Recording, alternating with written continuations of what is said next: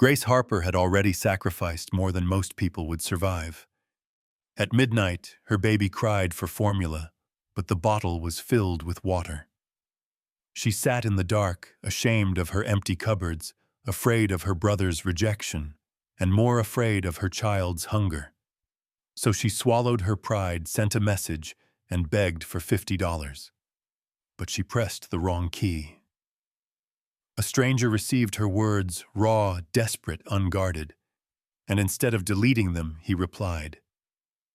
His name, Nathaniel Pierce, a man with billions in the bank, scars in his heart, and a choice that would bind their fates forever. She picked up her phone with shaky hands, thumb hovering over her brother's contact. Leo Turner had helped before, not happily, but he had. She didn't want to ask again. But tonight wasn't about pride. It was about a baby who didn't understand why his stomach hurt. She typed, Leo Turner, I'm sorry to bother you again. I need $50 for formula.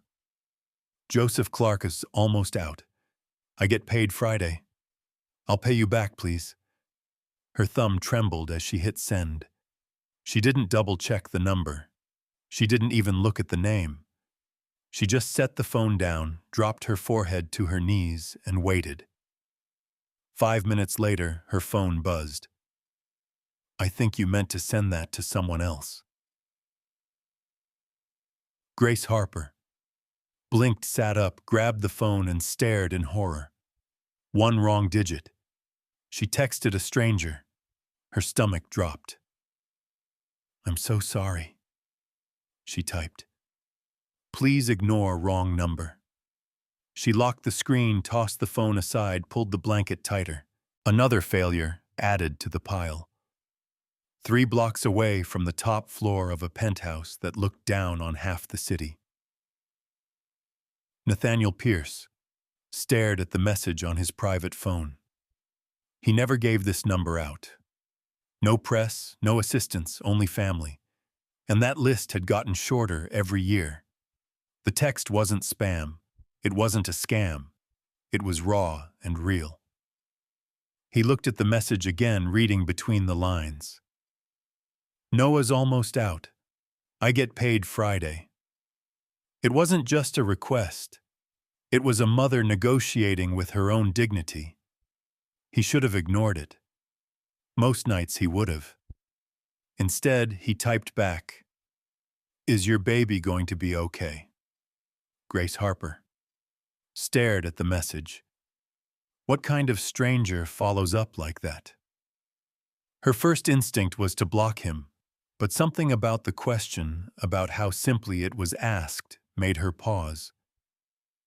We'll manage, she wrote. Sorry again.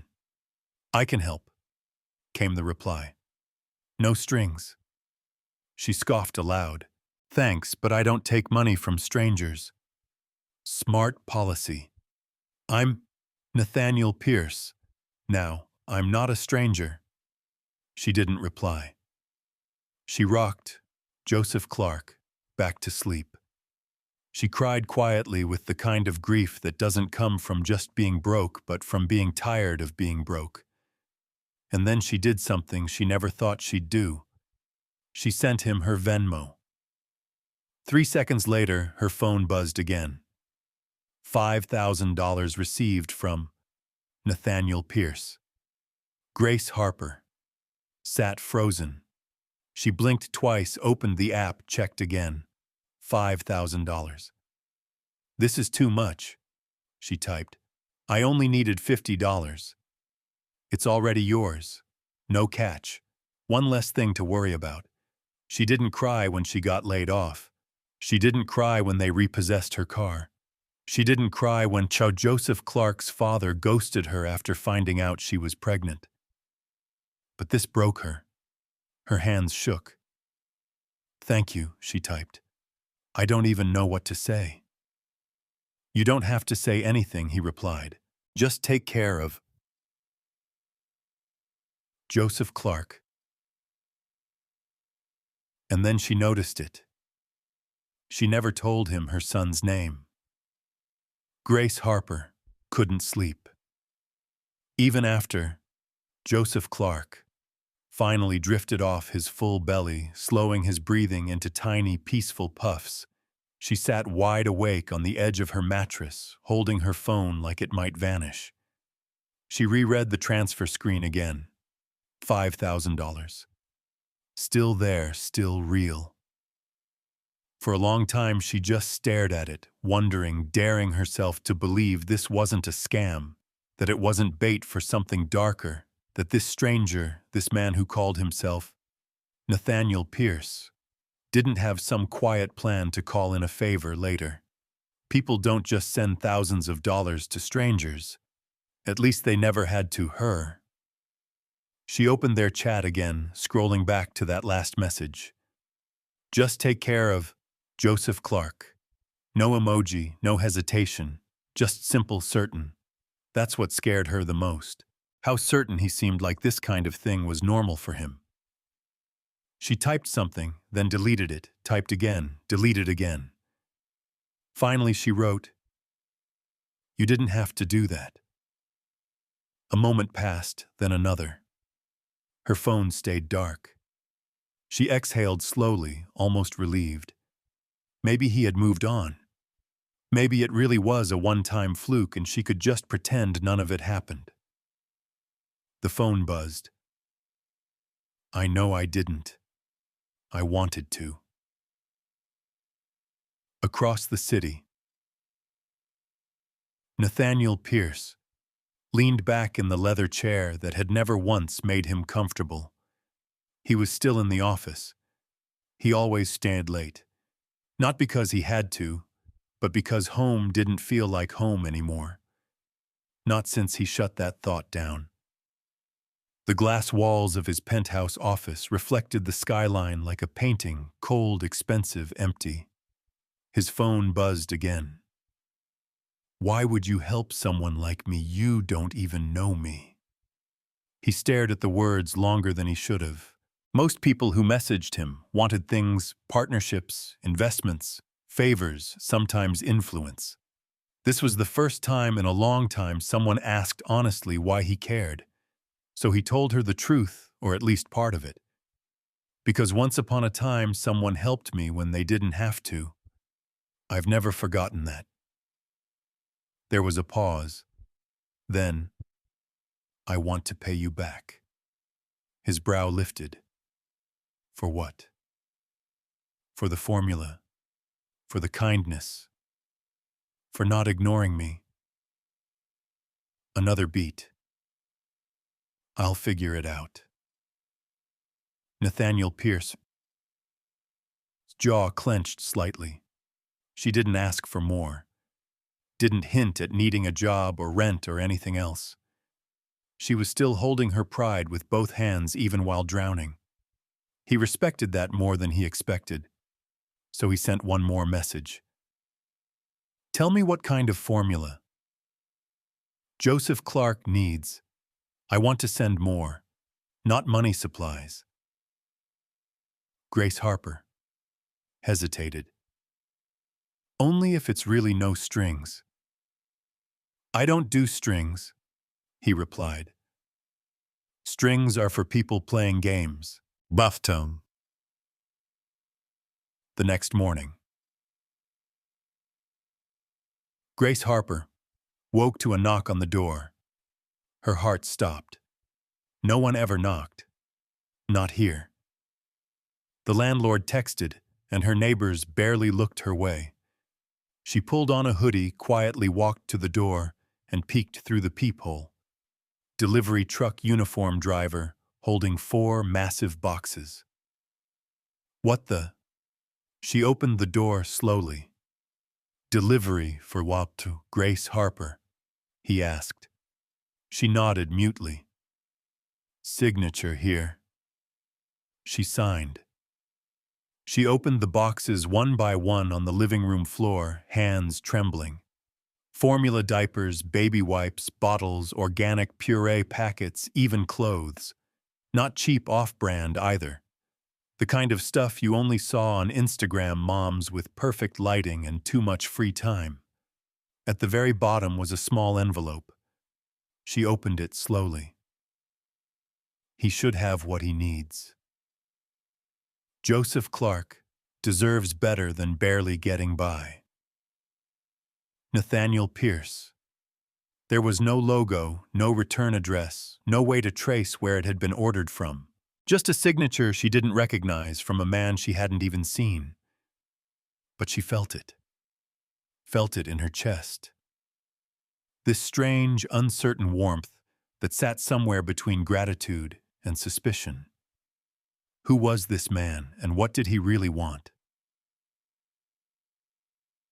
Grace Harper didn't touch the boxes again for hours. They sat in the corner of the living room like a dream she didn't want to wake from.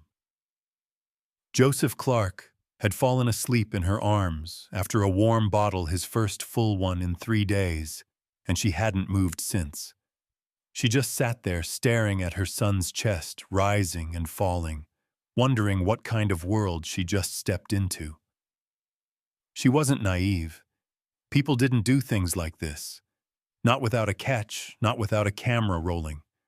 But there was no viral video, no receipt, just silence. And that name again. Nathaniel Pierce. Not exactly common. Grace Harper. Reached for her phone and opened a browser. She hesitated. She didn't want to know, but she had to know. She typed, Nathaniel Pierce. The results loaded faster than she was ready for. Nathaniel Pierce, CEO of Helix Core Industries. Net worth $11.8 billion USD, private tech mogul, former military, media shy, widowed, no children. Her stomach flipped. This wasn't just some generous stranger. This was him, the billionaire who owned half the patents in AI medicine. The one reporters called the ghost mogul because he avoided interviews like the plague. There were only 3 official photos of him online, all serious, unsmiling. One showed him walking out of a Senate hearing with cold eyes and a clenched jaw. The man didn't just live in another world, he built it. So why was he texting her? Why did he send $5,000 in baby supplies to a woman with no job, no car, and a leaky roof? Grace Harper. His hands shook slightly as she clicked the message thread again. She stared at his last text. Joseph Clark deserves better than barely getting by. It didn't sound like a billionaire. It sounded like someone who'd been close to starving and never forgot it. She typed, hesitated, then hit send. Why are you really doing this? He didn't answer right away. She waited 10 minutes, then 20, her heart sank. Maybe he regretted it. Maybe he realized she wasn't worth it. Her phone finally lit up. Because I know what it's like to lose someone you can't save, and because no child should ever feel that kind of pain. She stared at those words, stunned. They weren't transactional. They weren't poetic either. They were just true, and they hurt. I don't want your pity, she replied. It's not pity, he said. It's recognition. Grace Harper leaned her head against the wall and closed her eyes. There was a beat of silence between them. Then her phone buzzed again. Do you work? That question hit like a jab. She almost didn't respond. I did until Joseph Clark and the company folded and the daycare I could afford shut down. So no, not right now. What was your field? Biochem research. Mostly diagnostics. I interned at Novigan before things got complicated. You were in research? Yeah, but I also know how to scrub toilets, make lattes, and calculate taxes I can't afford to pay. She didn't expect a reply to that, but he surprised her. Come by Helix Core tomorrow, 11:00 a.m. Ask for Julia Grace. No strings, just a conversation. Grace Harper blinked. You're offering me a job. I'm offering you a chance to take one back. Grace Harper hadn't been inside a downtown office tower in almost 2 years.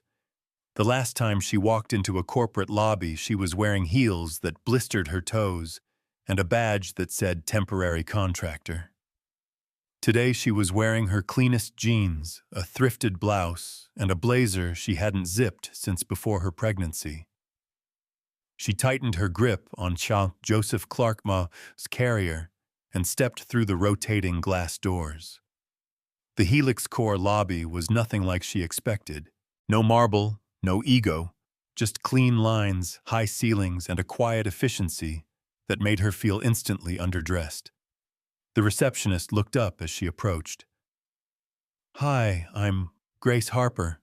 I'm here to see Julia Grace."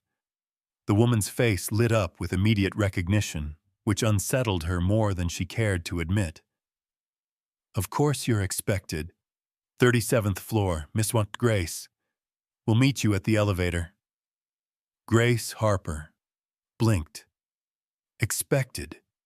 She followed the path to the elevator, eyes darting to the logos on the wall, the awards behind glass, the silent but busy energy of the place.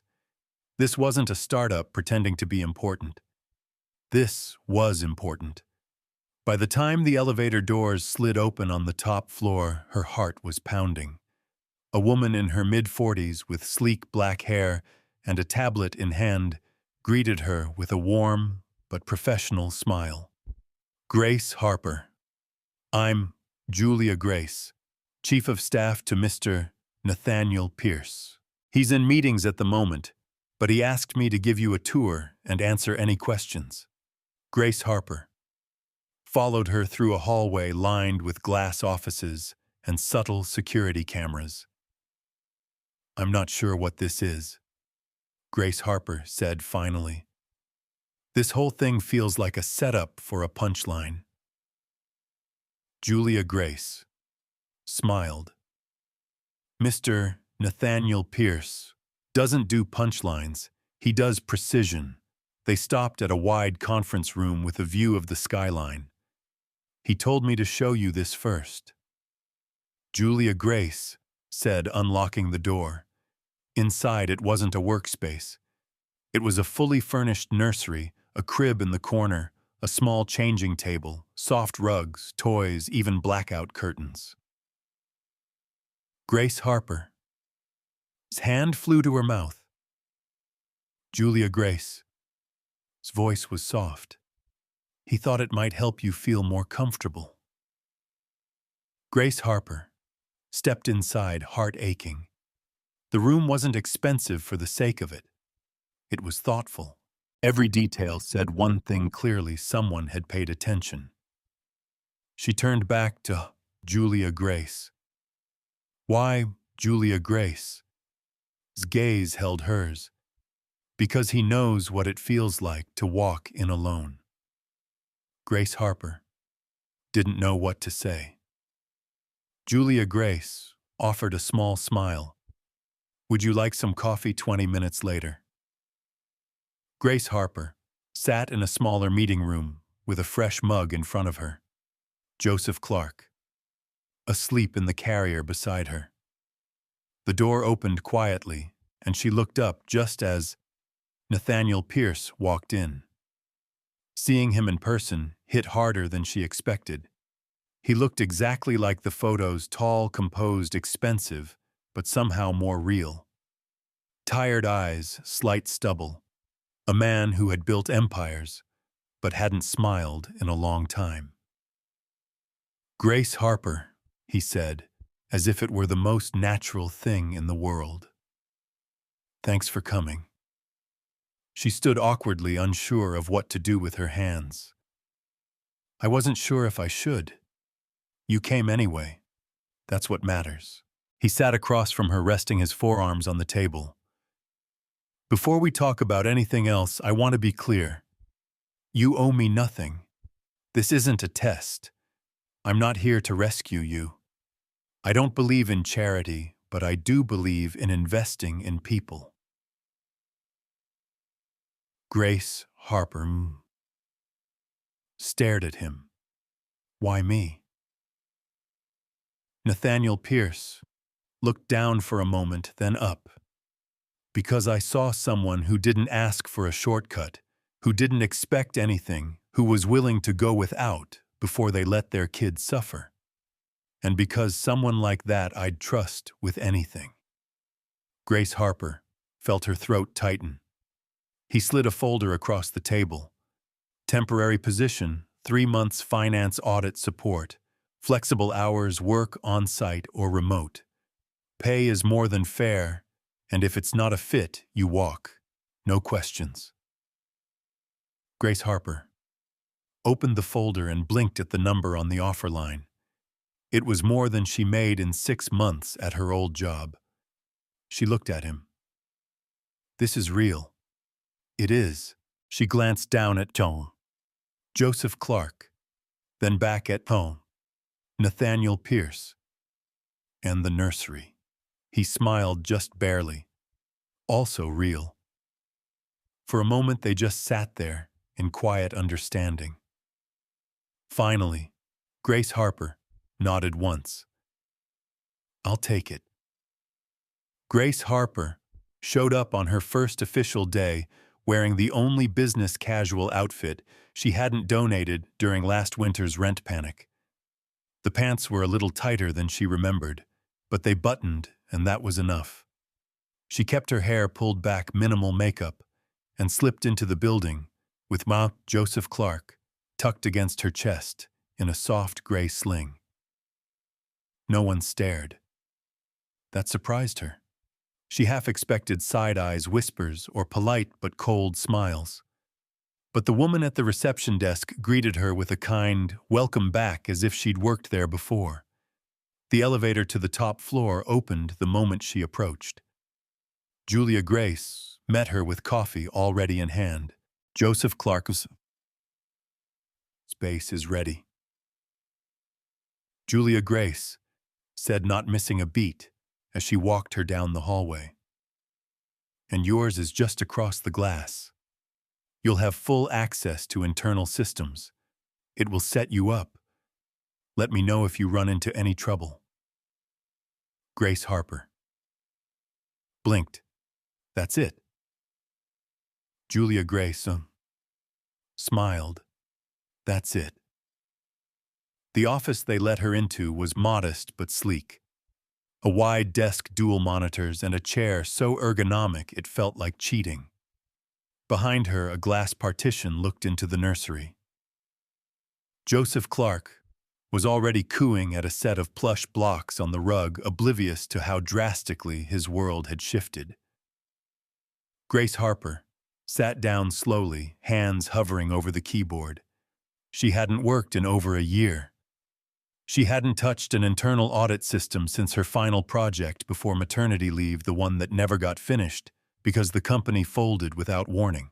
But as she opened her inbox, reviewed the file directories, and pulled up the company's audit logs, something familiar stirred in her chest.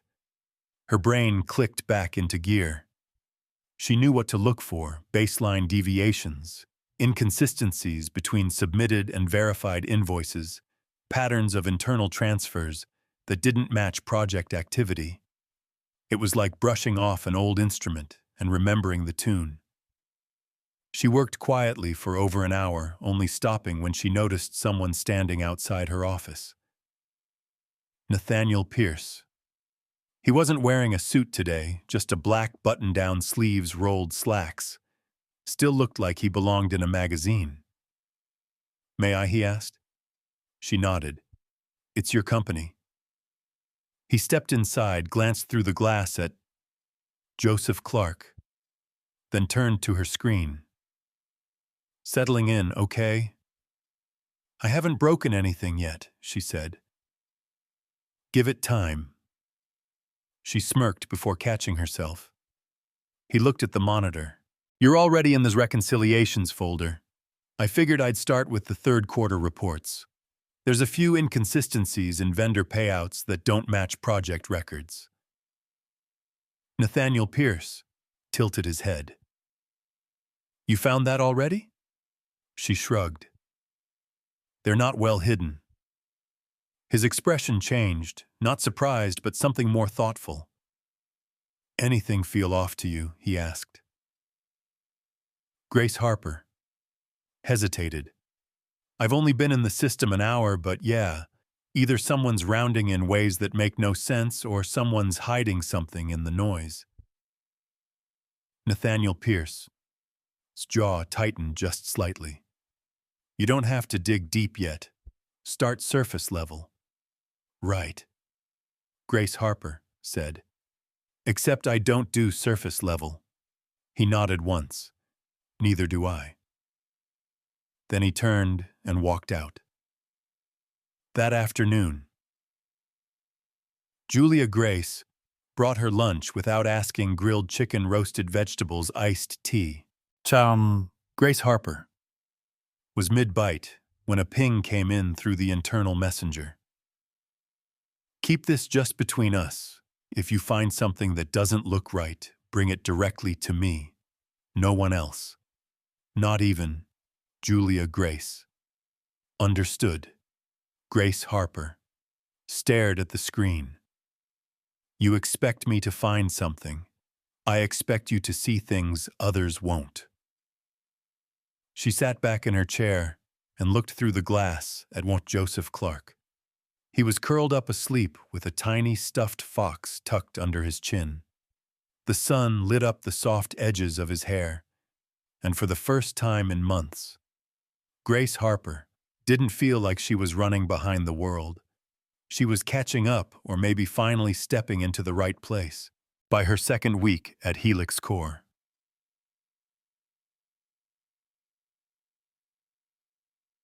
Grace Harper had built a rhythm. Mornings started with black coffee, a kiss to Watto, Joseph Clark's forehead, and a silent promise to stay ahead of whatever curveball life had cued next. She arrived early, usually before Julia Grace, sometimes even before Nathaniel Pierce, and always checked on Joseph Clark first. He had adjusted to the nursery faster than she had to her office. Every day she'd find him nestled in the corner with a rotating cast of plush animals and an endless supply of organic snacks. Grace Harper, on the other hand, was deep in spreadsheets, audit logs, and data trails. She didn't treat this job like a lifeline. She treated it like a mission. It was the only way she knew how to work with precision, with care, and with the kind of focus that blocked out everything else.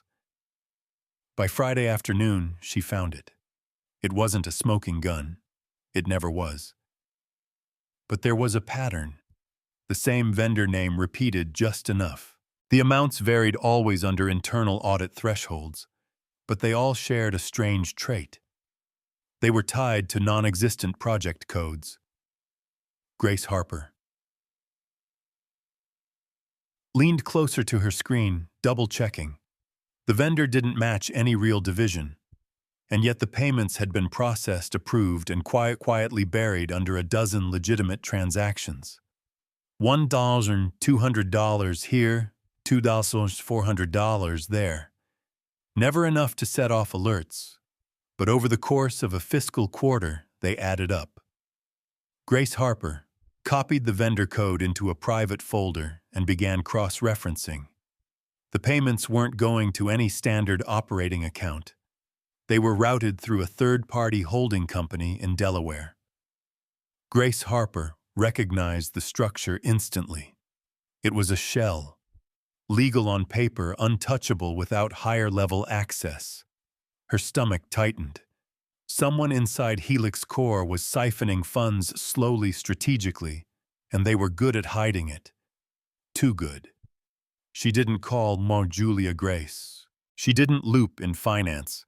She remembered Nathaniel Pierce's message clearly. Bring it directly to me, no one else. Grace Harper copied the files to a flash drive, encrypted the folder, and slipped it into her bag. Then she messaged him. I need 5 minutes. It's important. Nathaniel Pierce's office looked out over half the city. The windows stretched floor to ceiling, but the curtains were drawn. His desk was surprisingly bare, a single tablet, a leather notepad, a framed photo turned slightly toward the wall. He glanced up when she stepped in. "You found something," he said, not asked. Grace Harper nodded and handed him the drive. "It's not confirmed, but it's enough to raise questions." He plugged the drive into the side of his monitor and scrolled. She watched his expression shift slightly, at first, then deeper, more concentrated. "You pulled this from Q3. Yes, but it spans earlier quarters. The vendor doesn't exist. The payments route through a shell account in Delaware masked under smaller invoices." Nathaniel Pierce leaned back, exhaled through his nose. "You're right. It's clean. Too clean. Which means whoever did it knows the system. Knows it well." Nathaniel Pierce said. "Probably helped design the controls." Grace Harper crossed her arms. "You already suspected something." He looked at her. "I've been watching the numbers drift since late last year, but I couldn't get anyone in finance to chase it. Too subtle, too easy to explain away. So why not bring in an outside firm?" He hesitated. "I don't know who I can trust." Grace Harper felt that settle in her chest like a weight. She understood that kind of isolation, the kind that came after losing too much and trusting too fast. It hollowed you out, made you second-guess everything, everyone. "So what now?" she asked. "I want you to keep going," Nathaniel Pierce said. "Keep digging, but quietly. No names, no email trails, and if anyone asks, you're still reconciling back-end billing records." Grace Harper tilted her head. "You're asking me to investigate your own company. I'm asking you to find the truth." She held his gaze. "And if I find something ugly?" Nathaniel Pierce didn't blink. "Then we deal with it." That night, Grace Harper lay awake staring at the ceiling.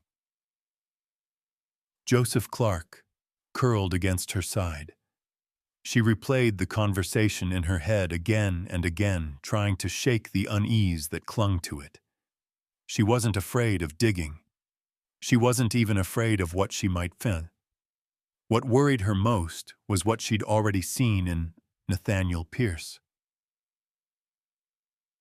Face. He already knew. He just didn't want to admit it. The next morning, Grace Harper woke before her alarm not to. Joseph Clark's cries, but to silence. The kind of silence that felt heavy. She checked his crib, still asleep, arms overhead, his lips pursed into a tiny frown, like he was busy negotiating with his dreams. Grace Harper brushed her teeth in the kitchen sink. Her bathroom faucet had started leaking again, but she hadn't called maintenance. She didn't want strangers in her space. Not now. Not when she was part of something she barely understood. By 7:30 a.m., she was already at her desk on the 37th floor, reviewing the vendor logs again. This time, she dug deeper. The shell company receiving the siphoned funds had a name: Trinox Solutions, LLC.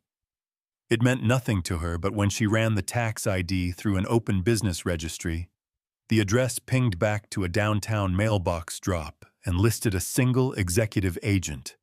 No public names, just a firm that specialized in anonymity. Grace Harper sat back, fingers tightening around her coffee mug. This wasn't some lazy embezzlement. Whoever was behind this had designed it to run unnoticed for years. It wasn't greed. It was planned extraction. At 9:06 a.m., Nathaniel Pierce walked into her office without knocking. "Trinox," she said before he could sit. He raised an eyebrow. "You found it. It's a holding shell." No employees registered through a legal blind. I traced 4 separate payments this month routed through different department budgets, all under compliance thresholds. It's sophisticated, precise. Nathaniel Pierce said nothing. He looked tired again, like he hadn't slept. His tie was crooked, and his phone was still in his hand. "I need you to keep this on your machine only," he said. "No backups, no external transfers." Grace Harper nodded, then leaned forward slightly. "Nathaniel Pierce, how long have you suspected this?" He looked at her, jaw set. "Long enough to know whoever's behind it doesn't care about the company or the people working here. You think it's someone close to you, I know it is." Grace Harper hesitated. "Why haven't you gone to the board?" "Because at least 2 of them are compromised. They've already shut down one internal audit. If I make the wrong move, it blows up." Grace Harper's throat tightened. "So why me?" Nathaniel Pierce finally sat down across from her. "Because you don't owe anyone here anything, and you don't scare easy." The way he said it wasn't flattery. It was truth. It felt like someone had finally seen her, not just the mother, not just the woman trying to survive, but her. The sharp, quiet force she used to be before life knocked her down hard enough to leave marks. "I want to show you something," Nathaniel Pierce said. He pulled a folder from his coat and slid it across the table. She opened it. A face stared back at her, mid-40s, clean-cut, sharp suit, neutral smile. "Tyler Vaughn," Nathaniel Pierce said, "Chief Financial Officer."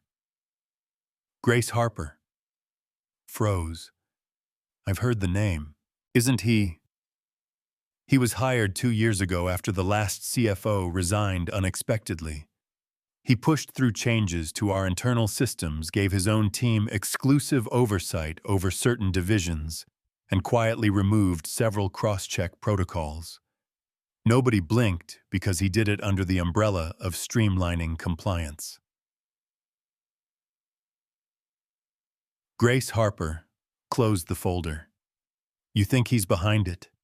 I know he is, but proving it, that's the hard part. You want me to find the crack, exactly?" Grace Harper nodded slowly. "And when I do, then we move." He stood to leave, but paused in the doorway. "By the way, Joseph Clark has fans in the nursery. He gave my assistant a lecture yesterday when she tried to take his giraffe. It was 4 babbled syllables and a death stare." Grace Harper laughed before she could stop herself. Nathaniel Pierce smiled, a small, worn thing, and then he was gone. That afternoon, Grace Harper worked through lunch. She ran more matches, cross-referenced internal memos. She found one email chain where what Tyler Vaughn's assistant requested override access to procurement logs under the guise of executive audit preparation. The date matched the first recorded transfer to Trinox. She copied it, encrypted it, and added it to a growing folder labeled Proof. By 5:00 p.m., her eyes burned. She stretched, walked into the nursery, and sank into the soft armchair beside Joseph Clark's crib. He was napping again, his thumb in his mouth, his other hand still gripping the tail of the toy giraffe like a weapon. Grace Harper rested her head against the back of the chair. It was quiet, safe. She hadn't felt that way in a long time, and that scared her more than anything else. Grace Harper never trusted silence anymore, not in the nursery, not in an elevator, and definitely not inside corporate systems built to hide the truth, because silence usually meant someone was hiding something. By Monday morning, she had documented 15 payments tied to Trinox Solutions. each routed through a different department, each one signed off by a different lower-level approver. Whoever set it up had built a machine, not a mistake. But Grace Harper wasn't hunting mistakes. She was chasing patterns, and this one had fingerprints. She waited until Joseph Clark was fed and settled in the nursery before stepping into Nathaniel Pierce's office. She didn't knock. He'd stopped expecting her to. He was at his desk reading a contract, but the moment he saw her face, he pushed it aside. "You found more?" "Yes. And I think I figured out how they're hiding it." She handed him a printed report, each page tagged with highlighted notes and system timestamps. "I cross-checked every account routed through Trinox with employee IDs. The payment approvals all come from different logins, but the access point every single time is the same device ID, which means someone's using ghost credentials." Nathaniel Pierce finished either duplicating or hijacking existing users to sign off. Grace Harper nodded. "They're not forging data. They're borrowing real logins. That's why your auditors missed it. Everything checks out at the surface." "Except it's all a lie," he said quietly. She watched his face carefully. There was no panic, no outburst, just the stillness of someone adding a final piece to a puzzle he never wanted to see completed. "What do you want to do next?" she asked. Nathaniel Pierce leaned back in his chair. "We need confirmation. Evidence that can't be rewritten or deleted. Someone inside has to know more than they've admitted, and I know where to start." He picked up his phone and dialed. "Julia Grace. I need Tyler Vaughn, scheduled for a check-in tomorrow. Keep it casual, mid-morning, just me and him." Grace Harper stiffened. "You're bringing him here. If we spook him, he shuts it all down. If we wait too long, he finds a way to make us the story." He looked at her. "You okay with that? I'm the one who walked in the fire. I'm not backing out now." He didn't smile, but something in his eyes softened. "You know," he said, "most people in your position would have taken the paycheck and played it safe." Grace Harper raised her eyebrows. "Yeah, well, I stopped being most people the day I handed a bottle of watered-down formula to my son and pretended it was enough." That night, Grace Harper couldn't sleep. She sat at her kitchen table, laptop open, poring over the backup logs of Helix Core's internal messaging system. She knew she was getting close, and close was dangerous. She'd seen enough stories whistleblowers shut out data, wiped good people discredited by people more powerful than they'd ever be. And yet, she wasn't afraid of that. She was afraid of failing. Joseph Clark. Of letting someone like Tyler Vaughn take money that could have gone to research, to development, to employees, to single moms like her who didn't get secret phone calls from billionaires. midnight, her phone buzzed. Still awake. Obviously. "You should sleep. You should follow your own advice. We're going to get him, but when we do, things are going to get noisy. I want you ready." "I'm always ready. I just never had backup before." There was no reply, but a few seconds later a single message came through. "You do now." The meeting was set for 10 a.m. sharp. Grace Harper sat at her desk, her stomach in a slow churn.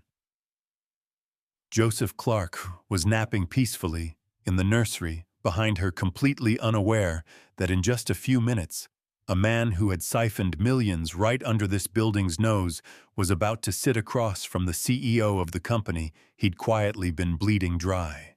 Nathaniel Pierce had told her to stay in her office but to monitor the security feed.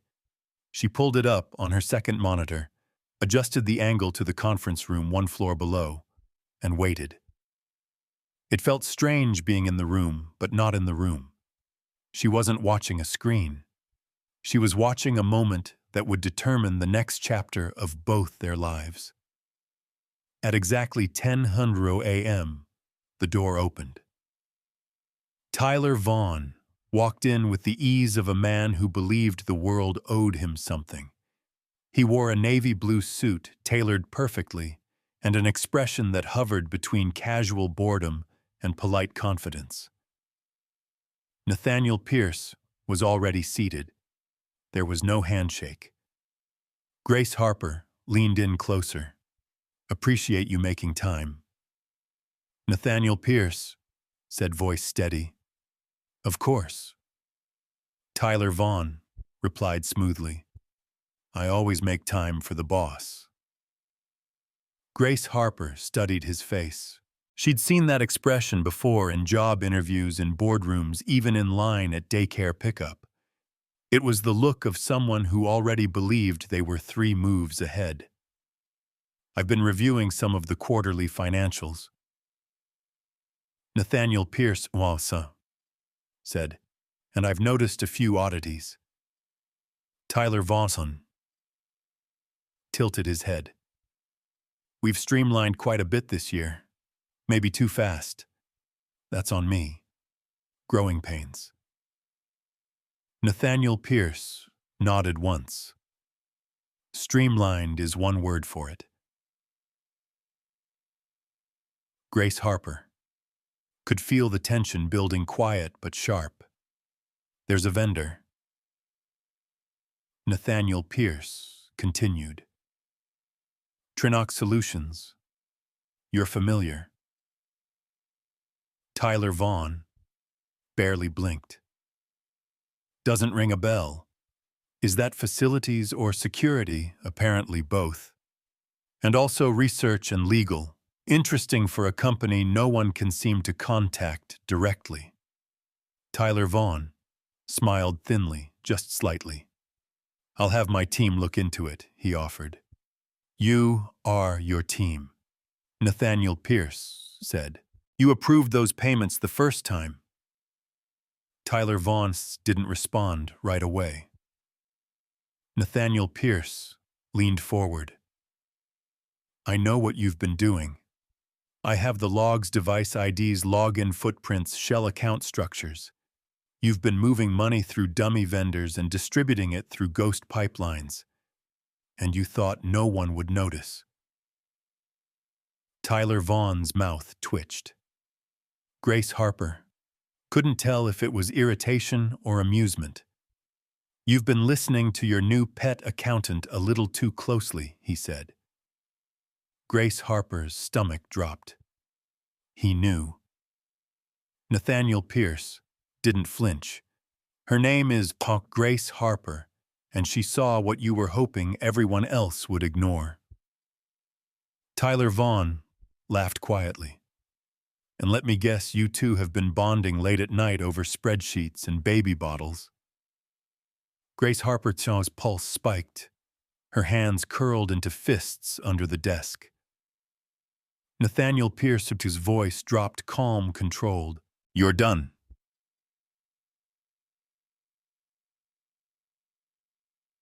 Tyler.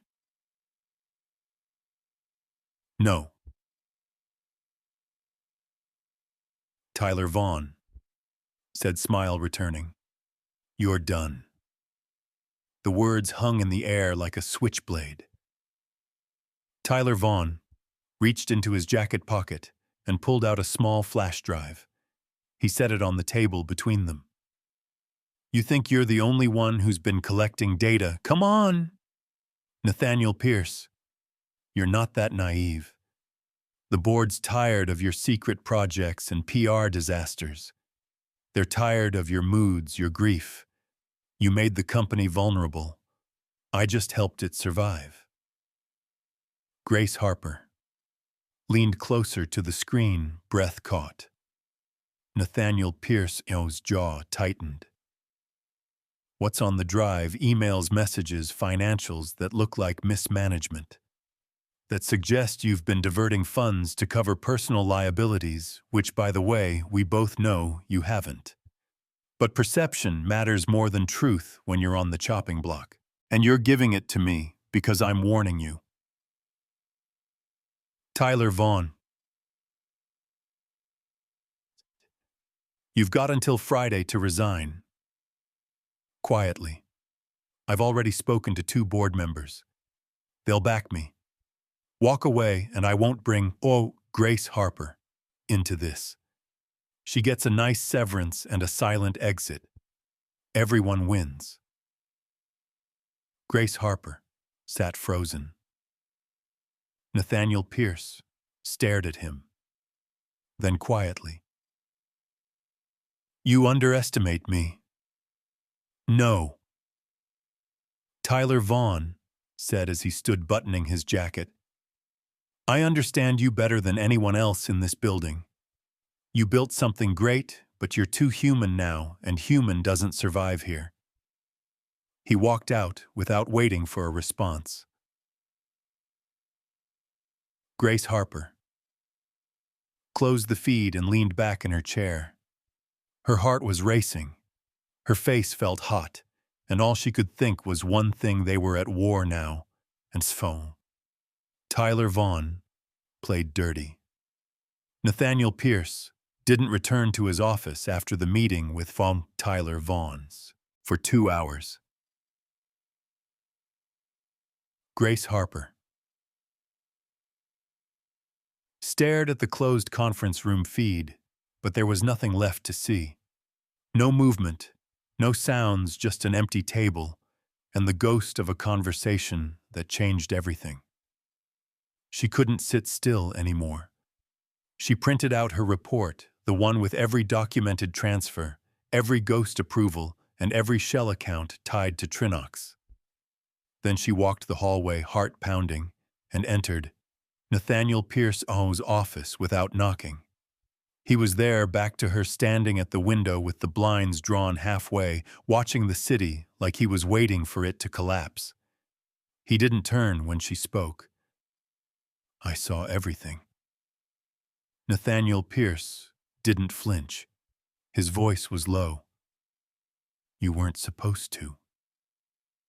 Grace Harper walked closer. You really think I'd just sit at my desk and not watch what happened in that room? He turned, then slowly, his face unreadable. I told you this would get ugly. You didn't say he'd try to destroy you. Nathaniel Pierce looked tired in a way she hadn't seen before. Not physically, not just grief. It was the weariness of someone who had finally confirmed that the worst person he suspected was exactly who he feared, and worse, had the power to get away with it. He has the board, he said. Then take the fight public and put the company at risk, the thousands of people who rely on it, the research we've invested in for years. If I move too soon, he spins it. I look like the unstable billionaire clinging to control. You look like the woman I manipulated to cover my own mistakes. Grace Harper's throat tightened. Then we find proof he can't spin. Nathaniel Pierce studied her face. You're still in. I was in the moment. I figured out the math didn't add up. He stepped forward, picked up the report from her hand, flipped through it in silence. When he finished, he looked up. I have one last card to play. It's not guaranteed to work, and it's risky. Define risky. I've been working with someone off the books, former FBI forensic accountant. She's helped me track internal corruption quietly. But if we bring her in now, it won't stay quiet. And you trust her with the truth, yes. Then bring her in. Nathaniel Pierce hesitated. This only works if we all play our part. She'll need full access to the logs, everything you found. And if Tyler Vaughn catches even a whiff of what we're doing, he'll come after you. Didn't blink. Let him try. That night, the safe house wasn't just a contingency plan. It was real.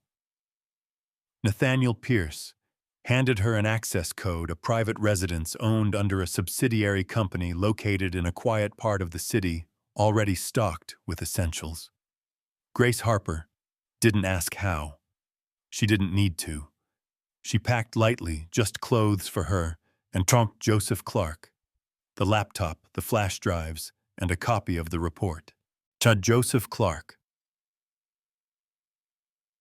fussed when she moved him into his carrier, but settled as soon as she held him against her chest. He could always tell when she was tense. The apartment was small, but clean, safe, quiet. Grace Harper sat.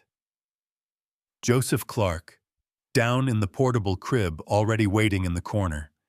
Then she sank onto the edge of the couch, scrolling through her phone, wondering what came next. She didn't have to wait long. A message came through from Nathaniel Pierce. Her name is Rachel Bloom. She'll call you in 10 minutes. Pick up. Don't tell her anything you can't prove. She's sharp, but she tests people. Grace Harper replied with one word. Ready. 10 minutes later, the phone rang. Miss Harper. The voice on the other end was crisp female and all business. This is Rachel Bloom. Nathaniel Pierce tells me you're the one who found the break in the flow. I'm the one who noticed. He's the one who knew something was wrong. Tell me everything. Start from the beginning. Leave nothing out. Grace Harper took a breath and started talking. She told her everything, how it began with a text to the wrong number, how she never meant to get involved, how she saw the same things others missed, and how that turned into this moment. By the time she finished, Rachel Bloom was silent. Then came the response. You're good. Better than most auditors I've worked with. And if even half of what you've told me is supported by the files, Nathaniel Pierce sent me, we have enough to not only bury Tyler Vaughn, but pull apart everyone protecting him. So what happens next? We verify, then we bait the trap. Grace Harper was running on adrenaline and black coffee. It had been 36 hours since Tyler Vaughn's threat and less than 12 since her call with Rachel Bloom. She hadn't told anyone she was in the safe house, not even Julia Grace. Nathaniel Pierce had kept it that tight, that contained. But inside, Grace Harper was already building a strategy. Rachel Bloom had been relentless during the call. She wanted timestamps, device IDs, access logs, emails. She wanted everything. Grace Harper had and more. Grace Harper didn't flinch. She handed it all over, every folder, every encrypted backup, even her personal notes. She knew what was at stake. Now it was time to draw Tyler Vaughn out. Rachel Bloom had a plan, and it started with a leak. That morning, Grace Harper received a file marked Draft Memo Internal Realignment, supposedly from HR. It looked official. It said that due to upcoming compliance evaluations, there would be an internal audit review of all executive-level vendor contracts. The memo wasn't real, it was bait. The memo was loaded into the Helix core system under a path Tyler Vaughn's assistant had access to. Then they waited. Nathaniel Pierce didn't sit still. He stayed moving, checking in with Rachel Bloom, working through secure channels, pressing the remaining allies on the board to stall any vote of no confidence. Julia Grace, quiet but loyal, was working 2 phones, pretending nothing had changed. Grace Harper stayed off company messaging, logging in only through VPN from the safe house.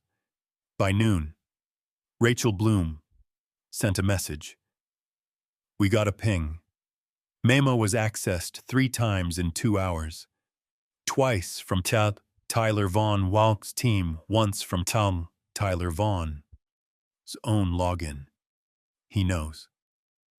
Grace Harper stared at the screen. What's he going to do?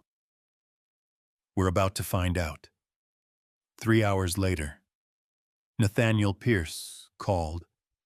His voice was quiet but urgent. He's making his move.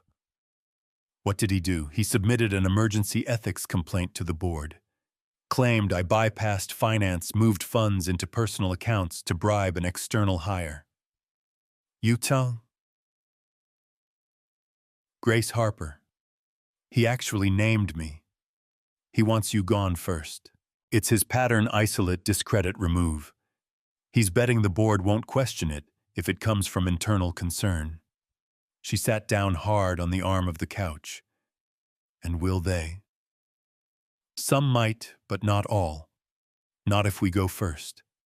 Nathaniel Pierce paused. You ready to do this publicly? Grace Harper looked at Aunt Joseph Clark, asleep in his crib. She thought about the nights without power, the watered-down formula, the kindness of a stranger that was never really about charity, but about belief. I've never been more ready. Segment 6, 400 words. The press release hit at 6:43 p.m. Helix Corps investigates high-level financial misconduct. It was short, precise, approved by legal. It didn't name Tyler Vaughn directly, but it referenced forensic irregularities, misappropriation of vendor payments, and a full internal audit triggered by external validation. The same minute it went live. Rachel Bloom's team handed their findings to the state attorney's office, 38 pages of documentation, system logs, verified approvals, and email threads that led back to Tyler Vaughn. It was over almost. At 8:05 p.m., Grace Harper's phone rang. Unknown number, she answered. Impressive. Tyler Vaughn said. I underestimated you. Grace Harper. Didn't speak. I wanted to destroy. Nathaniel Pierce. You were just a name on a report, an accident, and somehow you became a problem. Funny. Grace Harper said, voice steady. That's how most women in power get noticed, by becoming inconvenient. Tyler Vaughn laughed a dry sound. You think this ends here? I know it does. He paused. You won't win. Grace Harper. Nathaniel Pierce. May crawl out of this, but you're disposable. Always have been. She hung up. She didn't need to hear the rest. That night, Grace Harper watched the news in silence. Joseph Clark slept beside her. Nathaniel Pierce hadn't texted again. Not yet. She knew he was somewhere bracing for whatever came next. But she felt calm because she knew what was coming. And this time she wasn't afraid of it. By morning, everything was different. Grace Harper didn't need to check the news to know it. She felt it in the way her phone buzzed with back-to-back missed calls in the encrypted messages. Rachel Bloom sent her marked read-only in the way her inbox had transformed overnight from silence into fire. The Helix Corps press release had gone viral. Finance blogs, tech media, even national outlets were buzzing with speculation. A whistleblower, secret audit, executive corruption. One article mentioned a single mother with a background in forensic accounting who uncovered the breach. They didn't name her, but they would sooner or later. Julia Grace texted at 8:02 a.m. Be ready. He's coming for a final meeting. Private 9:00 a.m., top floor. Just him and Sean Nathaniel Pierce. Grace Harper stared at the message. Should I be there? Julia Grace. Nathaniel Pierce says no. I say yes, stay back, but don't leave. Grace Harper. Dressed carefully, neutral tones, nothing flashy, and slipped into the building through the secondary entrance. Rachel Bloom's team had cleared. She took the private elevator straight to the nursery suite where Joseph Clark was already waiting, his favorite stuffed fox in one hand, his juice cup in the other, babbling to the daycare assistant like she worked for him. At 9:01 a.m., she opened her laptop and pulled up the live internal feed. The conference room was silent. Nathaniel Pierce sat at the end of the table, calm, controlled. Tyler Vaughn entered a moment later, expression blank. Grace Harper watched every detail, his walk, his jaw, the way his hand hovered for just a second too long before pulling out a chair. Let's save each other the posturing. Tyler Vaughn said, I know what this is. Then you know why you're here. Nathaniel Pierce replied, I'm here because you'd rather burn the company to the ground than let someone else fix it. You didn't fix it. You hijacked it. You bled it dry. I kept it alive when you were too consumed by grief to lead. Grace Harper felt her stomach twist. It wasn't the insult. It was how calm he said it, how rehearsed it sounded. You built your whole career off other people's blind spots. Nathaniel Pierce said, You targeted me because you knew I was distracted, but you didn't count on someone else watching. Tyler Vaughn leaned forward. You mean her, the woman you plucked from poverty and handed a desk like some redemption project? You think anyone will believe her over me? I don't need them to believe her. Nathaniel Pierce said, I have the data. I have the paper trail. I have federal agents who signed off on every piece of it. She didn't just notice, she proved it. Grace Harper didn't move. Her hands were cold against the keyboard. Joseph Clark's soft humming behind her grounded her. Tyler Vaughn stood. This is a mistake. No, Nathaniel Pierce said, rising slowly. The mistake was thinking you were untouchable. Julia Grace stepped into the frame next, calm as ever. Gentlemen, I believe you've both said what you needed to. Security will escort Mr. Vaughn out. His badge has already been deactivated. Tyler Vaughn's mouth opened-closed for the first time. Grace Harper saw something break in his expression. He turned without another word and left. By 10:14 a.m., it was over. Officially, Tyler Vaughn was placed on leave pending investigation. The board, blindsided by the speed of the evidence, voted unanimously to suspend all finance operations related to his tenure. Rachel Bloomshew's team had everything they needed to move forward with federal charges. Grace Harper stood at the nursery window, arms crossed, watching the city exhale. A quiet knock made her turn. Nathaniel Pierce. He looked like he hadn't slept again, but he was smiling just barely. You were right, he said. About you don't scare easy. She shook her head. Neither do you. He stepped inside. Joseph Clark spotted him and toddled over, hands raised, a grin wide across his face. Without hesitation, Nathaniel Pierce scooped him up. How's my partner in crime, he asked. Joseph Clark babbled something unintelligible but enthusiastic. I want you to take tomorrow off. Nathaniel Pierce said to Grace Harper.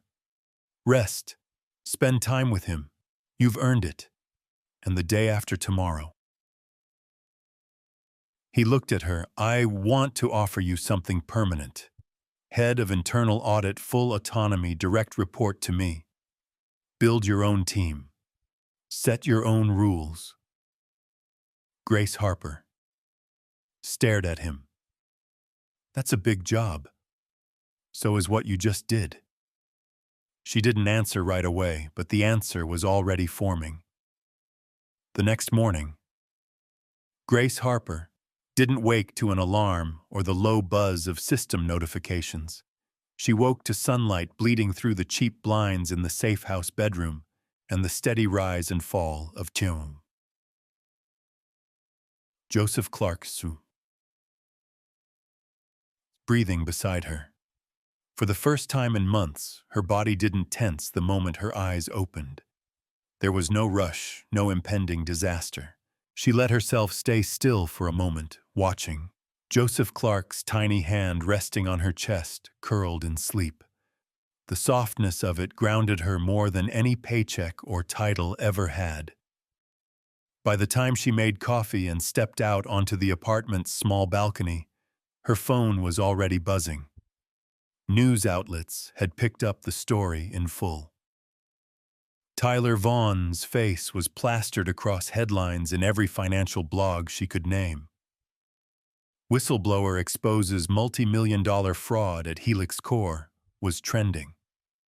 Her name hadn't been used officially, but her inbox was filling up with interview requests, LinkedIn messages, and one strange email from a corporate publisher asking if she was considering writing a memoir.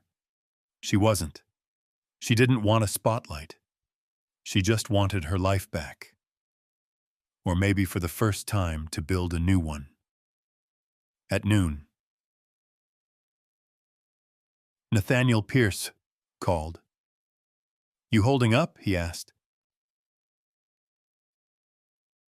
Grace Harper glanced at the TV where another panel of talking heads debated how a CEO had taken down his own CFO. I'm okay. Just weird being the center of a storm. You didn't choose it, Nathaniel Pierce said. You did choose it, she smiled. I guess that's true. There was a pause on the line, and then he spoke again more carefully this time. I wasn't going to say this over the phone, but I think I'd regret not saying it at all. Grace Harper's breath caught slightly. I don't know what happens next for the company for me, but I know I trust you, and I don't say that easily. She sat down slowly. I trust you too, she said, more than I ever expected to. Another pause. Longer. I'd like to see you, he said, if you're up for it. Grace Harper glanced at Joseph Clark, who was trying to stack plastic cups into a tower that immediately collapsed. I think we're ready to come back. Segment 7, 1400 words. The reunion wasn't dramatic. It wasn't slow motion or cinematic. It was quiet. Grace Harper stepped into the Helix Core lobby carrying Joseph Clark, both of them dressed simply, neutrally. A few employees nodded at her, but no one stared. Julia Grace greeted her with a warm smile and handed her a badge with her new title already printed. Grace Harper, Director Internal Audit. Julia Grace led her to the elevator. As the doors closed, Grace Harper turned slightly. Does he know I'm coming up? He's been watching the time since 7:00 a.m., Julia Grace said with a small grin. Nathaniel Pierce was standing at the window again when she entered his office. He turned as she stepped in. No tie today, shirt sleeves rolled, eyes tired but brighter than she remembered. You came back, he said.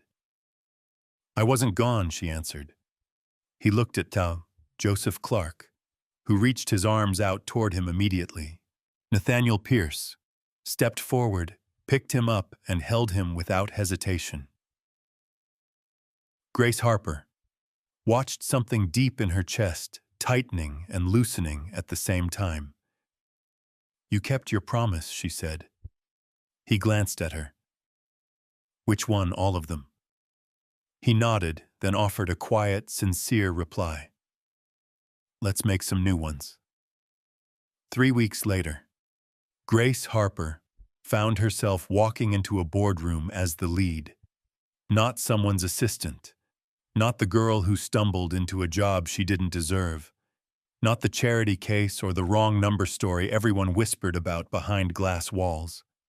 She was the woman who exposed a multi-million-dollar fraud, helped save one of the most valuable tech firms in the country, and did it while raising a baby on her own with a bottle in one hand and a folder full of evidence in the other. And she wasn't scared anymore. The board meeting was short. Rachel Bloom had already briefed them, and Julia Grace had prepped the financial summaries. Chopped. Grace Harper's role was clear, direct, professional, concise. "This is the internal compliance framework moving forward," Grace Harper said, clicking through a clean, minimal slide deck. "Transparent, decentralized, triple audited. No one, not even the CEO, can bypass it without leaving a trail." She didn't look at Nathaniel Pierce when she said it, but she felt him watching. Afterward, one of the senior board members, someone who had voted against Nathaniel Pierce weeks earlier, stopped Grace Harper outside the conference room. "You did something rare," he said. "You did your job so well it made the rest of us look sloppy." Grace Harper smiled, not out of pride but out of knowing. "I wasn't trying to look good," she replied. "I was trying to keep my kids safe." The man nodded. "That's even rarer." That night she stayed late, not because she had to, but because it felt good to work in silence again, to run final checks to make sure nothing had slipped. The office lights dimmed on auto, but she didn't mind. She was reviewing a vendor log when a familiar voice spoke behind her. "Shouldn't you be home by now?" Grace Harper looked up. Nathaniel Pierce leaned against the doorway, coffee in one hand, the other tucked into his pocket. He wasn't in CEO mode. He was in him mode, slightly disheveled, quietly observing, showing up without needing a reason. "You told me to build the system," Grace Harper said. "I'm building it."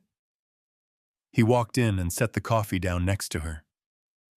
"Come on," he said. "Let's get out of here." She raised an eyebrow. "And go anywhere you want." They didn't go far, just downstairs, just outside, just to a quiet street, where the city felt a little less like a machine and a little more like something alive. They walked in silence for a while. Grace Harper was the first to break it. "Do you ever think about how weird this all is?" Nathaniel Pierce gave a half smile. "Which part, me, you? This whole thing's starting because I typed a number wrong." "I don't think that was weird," he said. She looked over. "I think it was the first right thing that happened in a long time." Grace Harper exhaled and for once didn't argue. Grace Harper stood in front of the mirror in the new apartment, buttoning the last clasp on the necklace she hadn't worn in almost 2 years. It was simple, a small silver circle on a thin chain. Her sister gave it to her before she passed.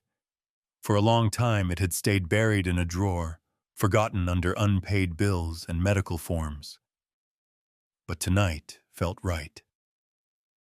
Joseph Clark was in his new pajamas, sitting cross-legged on the floor, with a spoon in one hand and applesauce smeared across his chin like war paint. Grace Harper smiled as she wiped his face and laughed when he swatted her hand away. She didn't recognize this version of her life, not because it was perfect, it wasn't, but because it felt like hers. For the first time in years, she wasn't reacting to the next problem. She was building forward. Her name was on the lease. Her bank account didn't give her anxiety. She had a key card that opened more than just opportunity. It opened a new chapter. Later that night, when Joseph Clark was asleep and the city had gone quiet outside the window, Grace Harper sat on the couch with her laptop open. Her inbox had one unread message sent from a private internal account. Nathaniel Pierce had created just for them. No subject line, just one file attachment. She clicked it. Inside was a screenshot of the very first message she'd ever sent him.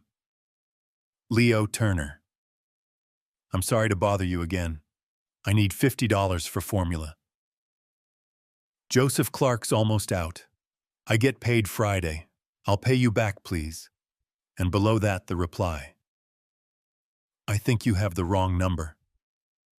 She stared at it, her hand covering her mouth.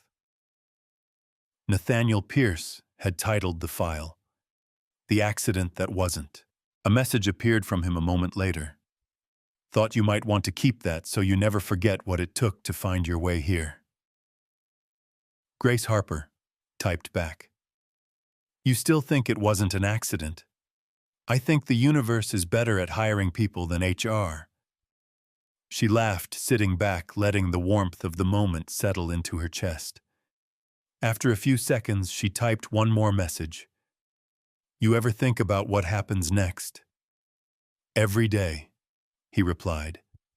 Then I'd like you and Joseph Clark in my life permanently. Not just as a team, not just as co-workers as mine. If you're ready. She read it twice, not because she doubted him, but because she'd never let herself picture the possibility this clearly. Then she smiled and replied, Ask me again in person.